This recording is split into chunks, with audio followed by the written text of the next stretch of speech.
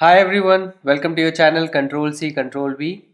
आज हम honeydew text book का दिस इज जोडीज फोन का पार्ट 3 करने वाले हैं। अगर आपने इसके पार्ट 2 का वीडियो नहीं देखा है तो आपके टॉप राइट कॉर्नर में इसका लिंक है, उसे क्लिक करें और ज़रूर देखें।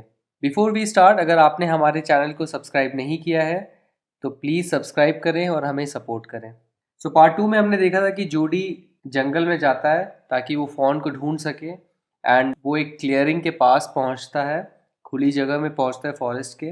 फिर भी उसे उसके हूफ के निशान नहीं मिलते हैं, बट उसको कैट के, बड़ी कैट यानी शायद लायन, टाइगर एक्सेट्रा, उसके पैरों के निशान और कुछ बजर्ड्स दिखते हैं जो उसकी माँ की लाश को खा रहे होते हैं। तो चलिए कंटिन्यू करते हैं। Movement directly in front of him startled him so that he tumbled backward. The fawn lifted its face to his. It turned its head with a wide, wondering motion and shook him through with a stare of its liquid eyes. It was quivering. It made no effort to rise or run. Jody could not trust himself to move. So जोडी के just सामने कुछ movement हुई और उसने उसको चौंका दिया। स्टार्टल करना मतलब चौंका देना, और उसे ऐसा चौंकाया कि वो पीछे की ओर लुढ़क गया। सो टम्बल करना मतलब होता है लुढ़क जाना। एंड वो मूवमेंट किसने की थी? उस फॉन ने की थी। उसने अपना चेहरा उठाया उसकी तरफ, जोडी की तरफ। तो उस फॉन ने अपना सर घुमाया। और किस तरह का मोशन था वो? Wide and wondering. वंडरिंग का मतलब जब आप क्यूरियस होते हो तो उसे अपना सर घुमाया, क्यूरियसली उसको देख रहा था कि ये कौन आया है। और शुक हिम थ्रू मतलब उसने अपनी स्टेयर से, एंड उसकी आंखों को किस तरह से डिस्क्राइब किया गया? लिक्विड आइज, मतलब उसकी तरल आंखें आप बोल सकते हैं, या तो आंसू से भरी हुई या पूरी गीली आंखें। तो अपनी गीली आंखों के स्टेयर से उसने उसको पूरी तरह हिला दिया, मतलब उसे पूरी तरह से शेक कर दिया या चौंका दिया। It was quivering. क्विवरिंग का मतलब होता है कपकपाना, ट्रेम्बल करना या शेक करना। उस फॉन ने कोई भी एफर्ट नहीं लिया, या तो उठने का या तो दौड़ने का। सो वो डरा हुआ भी हो सकता था, पर वो इतना ज़्यादा क्यूरियस था कि वो भागा नहीं, और ना ही वो एफर्ट ले रहा था उठने का, क्योंकि आई थिंक थोड़ा सा वो डरा हुआ भी होगा। और जोडी भी उसके पास मूव करके नहीं जा रहा था, क्योंकि उसे विश्वास नहीं था इतना खुद पर कि वो उसके पास आराम से जा सकता है। उसे ऐसा लग रहा था कि अगर वो ऐसे उठ के उसके पास जाएगा तो ये भाग जाएगा। So he could not trust himself. पूरी तरह से कॉन्फिडेंट नहीं था उसके पास जाने के लिए। So could not trust himself का मतलब होगा was not confident. He whispered, "It's me." The fawn lifted its nose, scenting him. He reached out one hand and laid it on the soft neck. The touch made him delirious. He moved forward on all fours until he was close beside it. He put his arms around its body. A light convulsion passed over it, but it did not stir. सो उसने हल्के से whisper किया, फुसफुसाया कि ये मैं हूँ, as if कि वो समझ जाएगा कि ये कौन है। सो फॉन ने अपनी नाक उठाई और उसे स्मेल करने लगा दूर से। तो सेंटिंग हिम यानी स्मेलिंग हिम। जूडी ने अपना एक हाथ बढ़ाया और उसके गर्दन पे रख दी, उसकी सॉफ्ट सी गर्दन पे रख दी। The touch made him delirious. Delirious का मतलब होता है कि बहुत ज़्यादा खुश कर देना, एक्सटेटिक, एक्सटेटिक कर देना। तो जैसे ही उसने फ़ोन को छुआ तो बहुत ज़्यादा खुश हो गया, वो डिलीरियस हो गया। वो उसके पास अपने हाथ के बल गया, ऑन ऑल फोर्स, जैसे मैंने आपको बताया था पिछले पार्ट में कि हाथ के बल वो गया और उसके पास पहुंच गया। So until he was close beside it. उसने अपने हाथ उसके बॉडी के अराउंड रखा, एंड जैसे ही उसने उसकी बॉडी के अराउंड अपना हाथ रखा, फोन के साथ क्या हुआ? A light convulsion passed over it. Convulsion का मतलब होता है फिट, मतलब बॉडी जब आपकी अनकंट्रोलेबल तरीके से हिलने लगती है, कपकपाने लगती है, तो उसको कन्वर्जन बोलते हैं। तो जैसे उसने अपने हाथ को उसकी बॉडी के अराउंड रखा तो उसको थोड़ा सा फिट आया, एक हल्का सा फिट आया, बट वो वहाँ से हिला नहीं। बट इवन दो वो थोड़ा सा डरा हुआ था, कपकपा गया, लेकिन वो वहाँ से हिला नहीं, डिड नॉट स्टर। स्टर का यहाँ मतलब हो गया move. He stroked its sides as gently as though the fawn were a china deer and he might break it. Its skin was very soft. It was sleek and clean and had a sweet scent of grass. He rose slowly and lifted the fawn from the ground. Its legs hung limply. They were surprisingly long, and he had to hoist the fawn as high as possible under his arm. उसने fawn की body के side को हल्के से सहराया। Stroke करना यानी सहराना, बहुत ही हल्के से जेंटली सहराया, एज इफ कि वो चाइना डियर यानी जो क्ले के डेयर होते हैं जो बहुत आसानी से टूट जाते हैं। सो उसे लग रहा था कि बहुत ही ज़्यादा फ्रजाइल है वो, बहुत ही कमज़ोर है, ज़्यादा वो फोर्स लगाएगा तो क्या पता उसे चोट लग जाएगी या उसे वो तोड़ देगा इस तरह से, जैसे वो चाइना डियर टूट जाता है।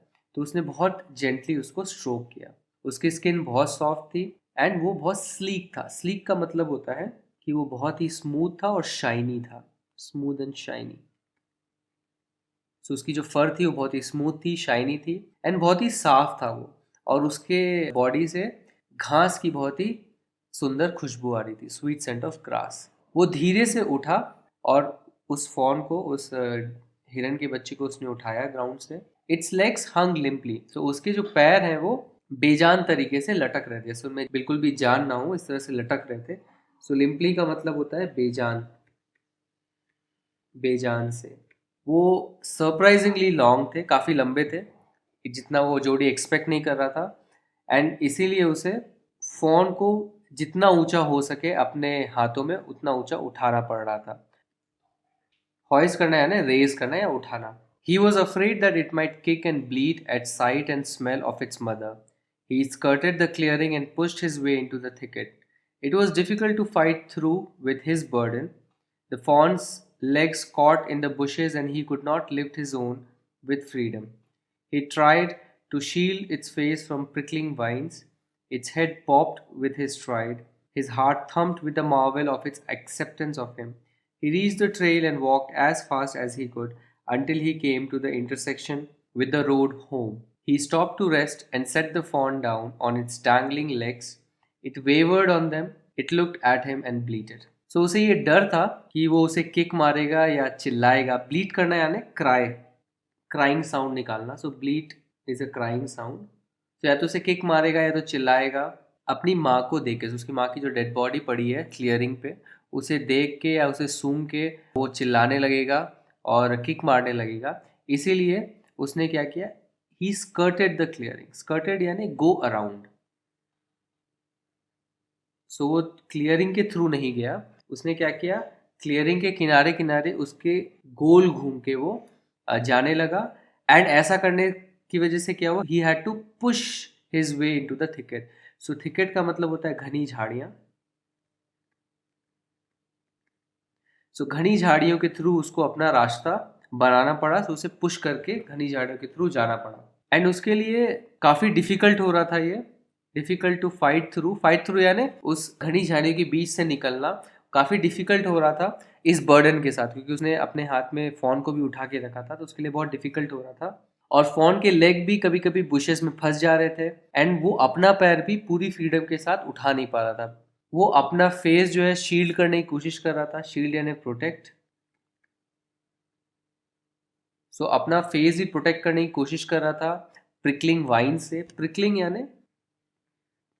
यानी चुभने वाली, तो जो चुभती हैं कांटों जैसी। और वाइन्स यानी बेल। सो जितने भी चुभने वाली बेल के पेड़ या पौधे थे वहाँ पे, उससे अपने फेस को बचाने की वो कोशिश भी कर रहा था। जो फॉन का हेड है वो बॉब कर रहा था उसके कदमों के साथ, विथ हिज स्ट्राइड। स्ट्राइड यानी उसके तेज तेज कदमों के साथ। बॉब करना यानी अप एंड डाउन मूव करना। आपने देखा होगा कि एक टॉय होता है जिसके चेहरे पे आप ऐसे हल्का सा टैप कर दो तो वो उसका सर ऊपर नीचे से हिलने लगता है। लोग नॉर्मली इसको अपने कार में लगाते हैं ताकि कार के मूवमेंट के साथ वो अपने आप हिलता रहे। सो उस मोशन को आप बॉबिंग मोशन बोलते हैं। सो इस तरह से वो ऊपर नीचे उसका जो सर है वो बॉब कर रहा था उसके कदमों के साथ साथ, उसके कदमों के रिदम के साथ। जोड़ी का हार्ट बहुत तेज तेज धड़कने लगा। थंब यानी बीट करना। उसका तेज तेज हार्ट धड़कने लगा ये देख के कि वो उसे एक्सेप्ट कर चुका है। सो इस चमत्कार को देख के, सो मार्वल का मतलब होता है चमत्कार।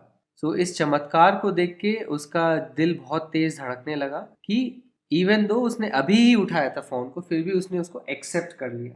फिर ऐसा करते करते वो वापस ट्रेल के पास पहुंच गया और वो जितना फास्ट हो सके कोशिश कर रहा था कि वो फास्ट चले। और ऐसा करते करते वो एक इंटरसेक्शन के पास आ पहुंचा जहां से उसके घर का रास्ता उसे मिल गया। सो जो थिकेट के थ्रू वो ट्रेल पर गया एंड ट्रेल से होते होते फाइनली वो रोड पर आ गया, जो रोड उसे घर ले जाएगी। वो रेस्ट लेने के लिए वहां पे रुका। उसने फोन को नीचे उतारा on it's dangling legs. Dangling legs यानी लटकते हुए। सो डैंगल करना यानी लटकना होता है। सो यहाँ पे डैंगलिंग लेग्स हो जाएगा, लटकते हुए। सो उसके लटकते हुए पैरों पे उसने नीचे रखा उसको। It wayward on them. तो जैसे ही उसने उसको नीचे रखा तो वो थोड़ा सा चकराया, थोड़ा सा बैलेंस नहीं कर पाया। So it means it was wavering. Wavering यानी आप थोड़ा सा शेकी तरीके से मूव करते हैं। So move in a shaky वे। सो आपका बैलेंस नहीं होता तो आप कैसे मूव करते हो, तो उसको आप वेवरिंग बोलते हो। सो थोड़ा सा वेवर किया एंड उसने वापस जोड़ी को देखा और चिल्लाने लगा, ब्लीट करने लगा। He said, enchanted, I'll carry you after I get my breath. He remembered his father saying that a fawn would follow if it had first been carried. He started away slowly. The fawn started after him. He came back to it and stroked it and walked away again. He started away slowly. The fawn stared after him. He came back to it and stroked it and walked away again. It took a few wobbling steps toward him and cried piteously. It was willing to follow him. It belonged to him. It was his own. He was light-headed with his joy. He wanted to fondle it, to run and romp with it, to call to it to come to him. He dared not alarm him. He picked it up and carried it in front of him over his two arms. It seemed to him that he walked without effort. So जब वो ऐसे चिल्लाने लगा, वो जब उसने नीचे रखा फोन को और वो चिल्लाने लगा, तो उसने एनचांटेड होके बोला। एनचांटेड यानी जब आप बहुत ज़्यादा चार्ज्ड हो जाते हो या मुग्ध हो जाते हो, जिसको बोलते हैं। एनचांटेड वे में उसने क्या बोला कि मैं तुम्हें उठाऊंगा, मुझे थोड़ी सांस लेने दो, मेरी सांस वापस आ जाएगी। सांस फूल रही थी उसकी। तो after I get my breath, जब मेरी सांस नॉर्मल हो जाए तब मैं तुम्हें कैरी करूंगा। सो उसे याद आया कि उसके पापा कहते थे कि एक जो फौन है, हिरन का बच्चा, तुम्हें फॉलो करेगा अगर उसे तुमने उठाया है। If it had first been carried, मतलब उसे अगर पहले तुमने उठा लिया है, उठा के ले गए हो, एंड देन अगर तुमने उसको रखा तो वो तुम्हें फॉलो करेगा। सो ये सोच के वो धीरे धीरे आगे बढ़ने लगा, इस सोच में कि जो फोन है वो उसके पीछे पीछे आएगा। सो अब हुआ क्या, वो फोन स्टेयर्ड आफ्टर हिम। सो वो हिरन का बच्चा उसे देखने लगा, उसको फॉलो नहीं किया। तो जोड़ी वापस उसके पास आया, उसको थोड़ा सा सहराया, स्ट्रोक किया, एंड देन वापस आगे जाने लगा, वापस उसके तरफ से जाने लगा। तो फोन ने थोड़े से वॉबलिंग स्टेप्स लिए। वॉबलिंग का अगेन मीनिंग वही होता है, शेकी। तो थोड़े से शेकी स्टेप्स लिए उसने, एंड फिर वो बहुत ही दयनीय तरीके से रोने लगा। तो जैसे बच्चे रोते हैं उस तरह से वो रोने लगा। पीटीएसली का मतलब होता है दयनीय तरीके से, तो जिसको देख के आपको दया आ जाए, तो इस तरह से वो रोने लगा। सो उसका मन तो था उसको फॉलो करने का, ये उसका हो चुका था। इस फोन को भी अब ये समझ में आ रहा था कि ये जोड़ी को बिलोंग करता है, ये उसका अपना है। एंड उसको इस तरह से थोड़े थोड़े कदम बढ़ाते हुए देख के जोड़ी क्या हो गया, लाइट हेडेड विद जॉय हो गया। मतलब लाइट हेडेड होना मतलब अनेबल टू थिंक प्रॉपरली। जब आपका सर थोड़ा थोड़ा चकराने लगता है, आप सोच नहीं पाते हो। सो खुशी से उसका जो है सर चकराने लगा, लाइट हेडेड हो गया, वो कुछ सोच नहीं पा रहा था। ही वॉन्टेड टू फॉन्डल इट, वो उसको पुचकारना चाहता था। फॉन्डल करना यानी पुचकारना। उसके साथ दौड़ना चाहता था, उसके साथ रॉम्प करना चाहता था। रॉम्प का क्या मतलब होता है, उछल कूद करना। रॉम्प का मतलब होता है उछल कूद करना। सो बेसिकली उसके साथ दौड़ना चाहता था, उसके साथ खेलना चाहता था, और उसे बुला के अपने पास बुलाना चाहता था। ही डेयर्ड नॉट अलार्म इट, और ये कोशिश करना चाहता था कि वो उसे डराए ना, अलार्म ना कर दे, उसे ऐसा महसूस ना कराए कि वो थोड़ा डेंजर सिचुएशन में है। तो इसलिए उसने क्या किया, उसे उठाया एंड अपने दोनों हाथों में उसने रखा। एंड लास्ट सेंटेंस में लिखा हुआ है कि उस छोटे हिरण को ऐसा लग रहा था कि उसे एफर्ट लग ही नहीं रही है, जोड़ी को बिल्कुल भी एफर्ट नहीं लग रही चलने में। बट हकीकत ये था कि बहुत ज़्यादा थक गया था, क्योंकि ऑब्वियसली ये भी छोटा है, जोड़ी भी छोटा है, एंड फ़ोन उसे बहुत भारी लग रहा था। एंड फिर भी फ़ोन को ऐसा लग रहा था कि इसे तो एफर्ट ही नहीं लग रही है। His arms began to ache and he was forced to stop again. When he walked on, the fawn followed him at once. He allowed it to walk a little distance, then picked it up again. The distance home was nothing. He could have walked all day and into the night, carrying it and watching it follow. He was wet with sweat, but a light breeze blew through the June morning, cooling him. The sky was as clear as spring water in a blue china cup. He came to the clearing. It was fresh and green after the night's rain. He fumbled with the latch and finally obliged to set down the fawn to manage it. So उसके हाथ दुखने लगे and उसे रुकना पड़ गया क्योंकि उसके हाथ दुख रहे थे। फिर वो चलने लगा और वो फोन है उसको पीछे पीछे फॉलो करने लगा। मतलब उसने फोन को नीचे रख दिया था, उसने उसको थोड़े डिस्टेंस चलने दिया, देन वापस उसे उठा लिया। उसने उसे थोड़ा सा डिस्टेंस चलने दिया, फिर वापस उसने अपनी गोद में उठा लिया। फिर यहाँ पे बोला जाता है कि जो जो डिस्टेंस था होम तक का, फॉरेस्ट से होम तक का, वो कुछ भी नहीं था।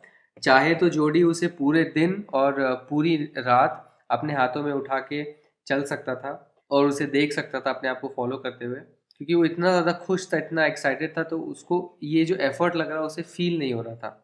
या आप बोल सकते हो उसे एफर्ट लेने में कुछ प्रॉब्लम नहीं हो रही थी। वो पसीने से पूरा भीग गया था, he was wet with sweat, but एक ठंडी हवा चली उस जून की सुबह में और उसे ठंडा कर दिया, कूलिंग है। The sky was as clear as spring water in a blue china cup. और जो आसमान था वो पूरी तरह से साफ था। एंड किस तरह से कंपेयर किया गया है, as clear as spring water in a blue china cup. तो जो आसमान था वो ब्लू चाइना कप में रखे हुए पानी जैसा साफ था। इस तरह के सेंटेंसेस को जब आप किसी चीज़ को किसी और चीज़ से कंपेयर करते हैं उसकी क्वालिटी बताने के लिए, तो आप इसको सिमिली बोलते हैं।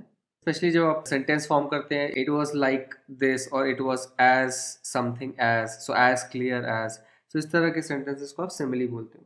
फिर वो एक क्लियरिंग के पास आ गया एंड इस क्लियरिंग में उसका घर था। वो एकदम फ्रेश था, ग्रीन था, रात की बरसात के बाद। He fumbled with the latch. Fumbled का मतलब होता है टटोलना।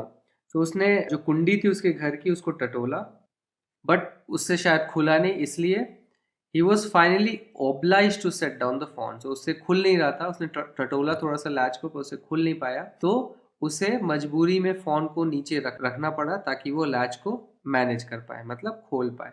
सो he was finally obliged to set down. So finally obliged to मतलब मजबूरन में। तो आपने पहले देखा था ऑब्लाइज्ड वर्ड जब जोडी ने यूज किया था मिल व्हीलर के लिए, तो उधर उसका मतलब था कि मैं आपका आभारी हूँ। बट जब आप इस तरह से यूज करते हो कि he was obliged to do so, so एक तो हो गया आप खुद बोल रहे हो कि आई एम ऑब्लाइज्ड किसी को, किसी ने कुछ किया आपके लिए एंड आप बोल रहे हो कि आई एम ऑब्लाइज्ड, तो इसका मतलब हो गया कि आप उसके आभारी हो। बट अगर आपसे कोई बोले you are obliged to do that, तो इसका मतलब तुम मजबूर हो ये करने के लिए, बिकॉज या तो तुम्हारे पास कुछ किराया है, या तो तुम्हारे पास कुछ बकाया है मेरा, तुमने मुझसे पैसे लिए, या मैंने तुम्हारे लिए पहले कुछ किया था तो अब तुम्हें उस चीज के बदले में ये करना पड़ेगा। सो इस तरीके से आप यूज कर सकते हो। तो he was finally obliged to, so उसे ऑब्लाइज किया गया इस सिचुएशन ने। ये जो सिचुएशन थी जहाँ पे वो खोल नहीं पा रहा है वो लैच, इस सिचुएशन ने उसे ऑब्लाइज किया, मतलब इस सिचुएशन ने उसने मजबूर किया कि उस फोन को वो नीचे रख दे और इस सिचुएशन को मैनेज करे, मतलब उस लैच को खोलने की कोशिश करें। सो आई होप आपको मीनिंग समझ में आ गया होगा ऑब्लाइज का किस तरह से दोनों कॉन्टेक्स्ट में यूज किए जाते हैं। Then he had an idea. He would walk into the house, into Penny's bedroom, with the fawn walking behind him. But at the steps, the fawn balked and refused to climb them. He picked it up and went to his father. Penny lay with closed eyes. Jody called, Pa, look. Penny turned his head. Jody stood beside him. The fawn clutched hard against him. It seemed to Penny that the boy's eyes were as bright as the fawn's. He said, I'm glad we found him. So उस latch को खोलते समय जोडी को एक idea आया कि वो घर के अंदर जाएगा पेनी के बेडरूम तक और वो जो फोन है उसका पीछा करेगा। बट जैसे ही वो सीढ़ियों के पास पहुंचा, स्टेप्स यानी सीढ़ियां, जैसे वो सीढ़ियों के पास पहुंचा, फोन ने क्या किया, द फोन बार्क्ड। बार्क्ड मतलब हेजिटेट करना। जब आप किसी चीज को हेजिटेट करने से पहले, हेजिटेट टू डू समथिंग, सो वो हेजिटेट किया और रिफ्यूज कर दिया चढ़ने के लिए। ही रिफ्यूज, क्यों मना कर दिया उसने उस सीढ़ी पे चढ़ने से। तो ऐसा देख के जोडी ने उसे उठाया और अपने पापा के पास चला गया। और पेनी लेटा हुआ था आंखें बंद करके। जोडी ने बुलाया, पापा देखो। तो पेनी ने अपना सर घुमाया, उसे देखा जोडी उसके बाजू में बैठा हुआ था और वो जो फोन है कस के उसको पकड़ा हुआ था, क्लच्ड हार्ड अगेंस्ट हिम। सो उसने फोन को बहुत ही कस के पकड़े हुए था। क्लच यानी जकड़ के रखना या पकड़ के रखना। एंड पेनी को ये देख के ऐसा लगा कि जोडी की आंखें फॉन की आंखों के जैसी चमक रही है। सो मतलब दोनों की आंखों में एक चमक दिखी। एंड ऐसा देख के उसने बोला कि मैं खुश हूं कि तुम्हें ये मिल गया। जोडी then went to the kitchen. The fawn wobbled after him. A pan of morning's milk stood in the kitchen safe. The cream had risen on it. He skimmed the cream into a jug. He poured milk into a small gourd. He held it out to the fawn. It butted it suddenly, smelling the milk. He saved it precariously from spilling over the floor. It could make nothing of the milk in the gourd. जोडी फिर kitchen में गया। जो phone था वो अभी भी vowel कर रहा था उसके पीछे पीछे, शेकी तरीके से चल रहा था, अनस्टेडिली तरीके से चल रहा था। तो उसके पीछे पीछे वॉबल करते हुए गया एंड किचन में सुबह का जो दूध है वो एक पैन में पड़ा हुआ था, उसके ऊपर मलाई आ गई थी, the cream had risen on it. तो उसने मलाई को एक जग में निकाला, स्किम किया है ना उसे, ऊपरी लेयर को जब आप हटाते हो तो उसको स्किम करना बोलते हैं। तो दूध के ऊपरी सतह पे जो क्रीम थी उसे उसने उसको स्किम किया एक जग के अंदर, उस जग में निकाल लिया। उसने फिर जो दूध है उसे गोर्ड में, एक छोटे से गोर्ड में उसने डाल दिया। सो गोर्ड एक कंटेनर होता है, एंड गोर्ड आप कद्दू को भी बोलते हो। सो कद्दू से बने हुए कंटेनर को भी आप गोर्ड बोलते हो। सो उस कंटेनर में उसने दूध डाला, फिर उसने फोन की तरफ बढ़ा के दे दिया। तो दूध को देख के फोन ने क्या किया, उसे बट किया। बट यानी हिट विथ हेड, अपने सर से मारा। आपने हेडबट सुना होगा, बहुत ही पॉपुलर वर्ड है। सो उसने बट किया ने अपने सर से उसे मारा, जैसे उसने दूध को सूंघा। तो वो समझ नहीं पा रहा था कि ये क्या चीज़ है, क्योंकि वो अभी जन्मा हुआ बच्चा है, एंड उसे समझ में नहीं आ रही कि ये सब चीज़ें क्या है। He saved it precariously from spilling over the floor. So Jody ने बाय चांस उसे फ्लोर पे गिरने से बचा लिया। प्रिकैरियसली यानी कि कोई चीज़ इस तरह से करना जिसका जो आउटकम है वो चांस पे डिपेंडेंट है। तो बाई चांस कोई चीज़ जब आप करते हो कि आपको पता नहीं क्या होने वाला है, सो बाई चांस उसने उस फ्लोर पे गिरने से बचा लिया। और फोन को समझ में नहीं आ रहा था कि उसे दूध का, जो गोड में दूध है उसका क्या करना है। तो बिल्कुल समझ में नहीं आया कि वाइट चीज़ क्या है गोड के अंदर, एंड उसका क्या करना है उसे। He dipped his fingers in the milk and thrust them into Fawn's soft, wet mouth. It sucked greedily. When he withdrew them, it bleated frantically and butted him. He dipped his fingers again, and as the fawn sucked, he lowered them slowly into the milk. सो ये देख के जोड़ी ने क्या किया, अपने fingers उसने दूध में घुसाए और फिर फॉन के मुंह में डाल दिया। सो उसके फॉन का मुंह कैसा था, सॉफ्ट और वेट था, बहुत ही नरम था, गीला था। तो उसके सॉफ्ट वेट माउथ में उसने घुसा दिया, एंड वो उसे सक करने लगा। तो उसने दूध, उसके फिंगर से वो दूध सक करने लगा ग्रीडीली। ग्रीडीली यानी उसे बहुत ज़्यादा भूख लगी थी, बहुत जल्दी जल्दी उसने उसको सक कर लिया। एंड जैसे ही उसने निकाला, अपने उंगली उसके मुंह से निकाली, वो बहुत तेज से पागलों की तरह रोने लगा। सो फ्रैंटिकली यानी पागलों की तरह, जब किसी इमोशन में पागल हो जाते हैं तो उसको फ्रैंटिक बोलते हैं। सो पागलों की तरह चिल्लाने लगा और उसे मारने लगा। सो बेसिकली उसने जैसे उंगली निकाली, तो जैसे आप देखते हो छोटे बच्चे हैं, उसकी आप उनके मुंह से अगर आप निप्पल निकाल दो तो वो कैसे पागलों की तरह रोने लगते हैं, जब आप निप्पल वापस घुसा दो तो वापस खुश हो जाते हैं। इसी तरह का बिहेवियर ये छोटा फॉन कर रहा है। सो इसने क्या किया, जोड़ी ने वापस अपने फिंगर उसके मुंह में डाला, एंड फिर उसने क्या किया, धीरे धीरे करके उसके मुंह में ही रखा अपने उसके फिंगर्स, और धीरे धीरे उस अपने फिंगर को नीचे करता गया दूध के अंदर, ताकि उसको समझ में आ जाए कि ये जो चीज़ है ये पीने की चीज़ है। The fawn blew and sucked and snorted. It stamped its small hoofs impatiently. As long as he held his fingers below the level of the milk, the fawn was content. It closed its eyes dreamily. It was ecstasy to feel its tongue against his hand. Its small tail flicked back and forth. The last of the milk vanished in a swirl of foam and gurgling. So जो phone है वो उस दूध में blow कर रहा था, उसे चूस रहा था, उसमें स्नॉट कर रहा था। स्नॉट करना है नाक से, जब आप कोई चीज़ अंदर लेते हो तो उसको स्नॉट करना होता है। तो बेसिकली बच्चा उसे समझ में नहीं आ रहा कि कैसे पीना है। सो कभी कभी हवा दे रहा है उस पर्टिकुलर दूध में, उसे पीने की कोशिश भी कर रहा है, उसमें स्नॉट भी कर रहा है, थोड़ी सी नाक में भी जा रही है उसके। एंड बहुत ही इम्पेशेंटली, बेताबी से वो जो है अपने हूफ्स को स्टैम्प कर रहा है, ज़मीन पे मार रहा है। इसका मतलब बहुत खुश हो गया, दूध उसको मिल गया। हो सकता है कि जब वो जंगल में हो तो पूरा भूखा हो, बिकॉज उसकी माँ मर गई है, तो फाइनली उसको कुछ खाना मिला है, तो बहुत इम्पेशेंट हो गया वो। एंड जब तक उसने अपने उंगलियों को दूध के नीचे रखा, दूध के लेवल से नीचे रखा, फोन खुश था। सो वो अभी तक उसकी उंगली को ही चाट रहा था, एंड उस उंगली को उस मुंह में रखते हुए ही वो दूध पिए जा रहा था उस गॉड से। उसने अपनी आंखें ड्रीमिली बंद कर ली। इस चीज़ को एक्सप्लेन करना सेंटेंस में थोड़ा मुश्किल है लिटरली, कि it close its eye dreamily. But आप इमेजिन कीजिए, जब आपने कभी बछड़े को देखा होगा अपनी माँ का दूध पी रहा होता है, बहुत भूखा बछड़ा होता है, तो वो कैसे खुश हो जाता है और अपनी खुशी से आंखें बंद कर लेता है, एज इफ वो किसी सपनों में चला गया है। सो दैट इज़ वॉट ये पर्टिकुलर फॉन कर रहा है। तो उसने अपनी आंखें एकदम ड्रीम, ऐसे सपना देख रहा हो वैसे ड्रीमली उसने बंद कर ली। It was ecstasy to feel its tongue against his hand. And Judy को बहुत ही अच्छा लग रहा था, बहुत ही एक्सटेटिक फील हो रहा था उसकी जीभ जो है अपने हाथ के अगेंस्ट फील करते हुए। उसकी जो पूंछ थी वो आगे पीछे हिल रही थी, फ्लिक्ड बैक एंड फोर्थ। तो फ्लिक्ड यानी मूव्ड, आगे पीछे वो फ्लिक कर रही थी, मूव कर रही थी। बहुत ही क्विक मोशन कर रही थी, एंड दूध खत्म हो गया, the last of the milk vanished, गायब हो गया, वैनिश मतलब गायब होना, सो पूरा दूध गायब हो गया in a swirl of foam and gurgling. So last में जब भी आप कुछ भी ड्रिंक्स, जूस का पैकेट से पीते हो या दूध पीते हो या ग्लास से पीते हो, तो लास्ट में कैसे झाग बच जाता है और गर्गलिंग का साउंड आता है कि चीज़ ख़त्म हो गई है, तो उस तरह से झाग और गर्गलिंग के साउंड में उसका जो दूध है वो ख़त्म हो गया, गायब हो गया। तो मतलब उसने पूरी तरह से दूध को पी लिया, एंड यहीं पे आपकी स्टोरी ख़त्म होती है। एंड स्टोरी को लिखा है मार्जरी किनन रॉलिंग्स ने। सो आई होप ये चैप्टर आपको समझ में आ गया होगा। इसके क्वेश्चंस जब हम करेंगे तो हमें और भी ज़्यादा इंसाइट मिलेगा कि ये चैप्टर एक्चुअली में किन चीज़ों के बारे में था। But one thing is clear कि ये चैप्टर में ये दिखाया गया था कि कैसे हमारे अंदर कंपैशन होना चाहिए, हमारे अंदर सिंपैथी की भावना होनी चाहिए दूसरे लिविंग बींग्स के लिए, एंड कि कैसे आपको जस्टिस करना है। सो यहाँ पे ऑब्वियसली एक मॉरल डिलेमा था उसके पापा के पास, जब जोडी ने बोला कि क्या मैं फ़ॉन को लेके आऊँ घर में पालने के लिए, बिकॉज उसको ऐसा लग रहा था कि ये उसका फ़र्ज़ है क्योंकि हमने उसकी माँ उससे छीनी है, एंड इवन दो ये उसकी जान बचाने के लिए था, फिर भी इसमें फ़ॉन की कोई गलती नहीं थी।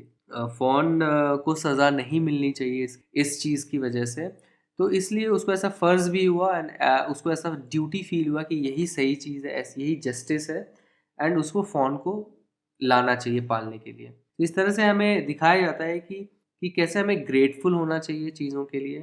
एंड आई थिंक जब हम किसी चीज़ को लेते हैं किसी से, तो हमें ट्राई करना चाहिए कि हम गिव बैक भी करें इन सम वे और दी अदर। सो ये चीज़ आप कहीं भी अप्लाई कर सकते हो। तो अगर आपने किसी से मदद ली तो आपको ये कोशिश करनी चाहिए कि आप वो मदद वापस दें उसे, बिकॉज जब भी कोई आपकी मदद कर रहा है तो वो एफर्ट डाल रहा है। इस केस में तो ऑब्वियसली डो ने जान ही दे दी अपनी, तो यू कैन से कि ये पर्टिकुलर फॉन ने सैक्रिफाइस कर दी अपनी मदर को। So the least he can do कि वो उसे लाके पाले, उसे बड़ा करे, क्योंकि उसकी माँ उसकी नहीं रही।